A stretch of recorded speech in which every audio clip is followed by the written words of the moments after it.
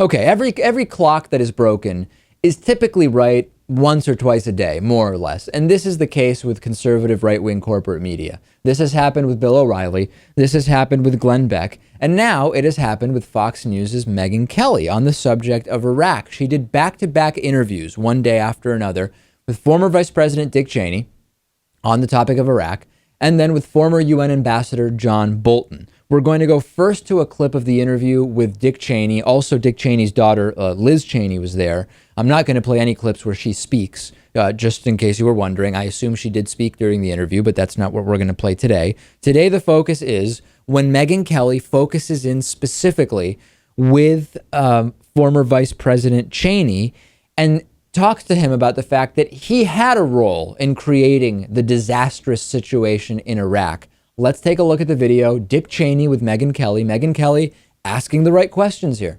In your op-ed, you write as follows: rarely has a U.S. president been so wrong about so much at the expense of so many. But time and time again, history has proven that you got it wrong as well in Iraq, sir. You said there was no doubt Saddam Hussein had weapons of mass destruction. You said we would be greeted as liberators. You said the Iraq insurgency was in the last throes back in 2005. And you said that after our intervention, extremists would have to, quote, rethink their strategy of jihad. Now, with almost $1 trillion spent there, with 4,500 American lives lost there, what do you say to those who say you were so wrong about so much at the expense of so many? No, I just fundamentally disagree, Megyn. You've got to go back and look at the track record. We inherited a situation where there was no doubt in anybody's mind about the extent of Saddam's involvement in weapons of mass destruction. We had a situation where after 9/11, we were concerned about a follow-on attack that would involve not just airline tickets and box cutters as the weapons, but rather something far deadlier, perhaps even a nuclear weapon. Yeah, Dick Cheney just keeps trying to criticize President Obama. Did you hear what he actually said? The Bush administration inherited a tough situation. There is nothing funnier than hearing conservatives for year after year of President Obama's presidency say Obama did not inherit anything bad from George W. Bush. Everything is his fault. And now Dick Cheney says that, wait a second, the Bush administration did inherit a pretty bad situation in Iraq where Saddam Hussein was allowed, presumably by Bill Clinton, to do all sorts of bad stuff. Cheney's a funny guy, isn't he?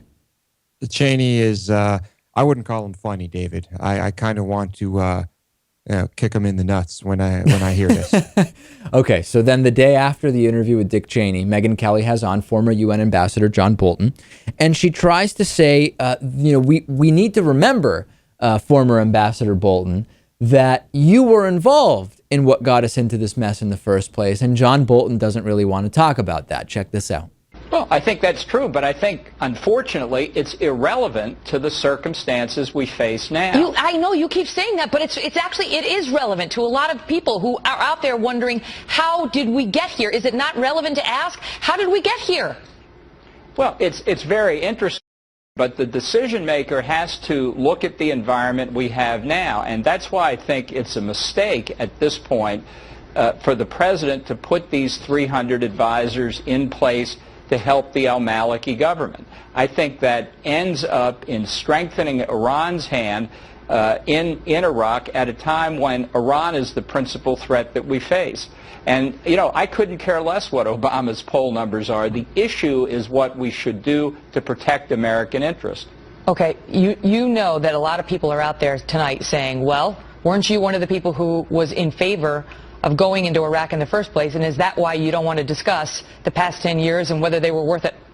I'd be happy to discuss the past 10 years, and we can start 10 years before that if you want, but that's not the question that America faces today. So this is not the serious grilling that these guys deserve, but the fact that it's Fox News, the fact that it's Megyn Kelly, I have to say this is way better than I would have expected to get. I don't know if you think, Lewis, that it's too little too late or that we should just be glad for whatever we can get. But these were just kind of obvious questions, I'm glad this is happening on Fox News. Perhaps it will open open the eyes of some of those Fox viewers who think that that Cheney and Bush made the right decisions. If I were John Bolton or Dick Cheney or any of these architects of the Iraq War, I would be thrilled that I was not being prosecuted for war crimes. I would be thrilled that I wasn't in prison, and I would be staying completely out of the limelight. I wouldn't do any of these interviews. And maybe these interviews are coming because Bolton or Cheney or whoever feel the need to try to get out there and push back against the obvious and accurate criticism of their involvement in the Iraq War. But given what they got away with, and the cronyism and the Halliburton and the mercenary contractors, the whole thing, the hundreds of thousands of dead civilians, I would be hiding and I would be saying nothing. I would be talking to no one, and I would just be enjoying my freedom. Right. Unfortunately, they got away with it, but there are a couple countries which Bush and Cheney can't go to. So I guess that's something. So I think Bush canceled a trip to Switzerland at one point. Cheney and maybe Bush as well decided not to go to Canada, I think, because of the situation. Am I forgetting some others? As far as I know, I think that's it. I'm pretty sure Cheney cannot go to Switzerland as well.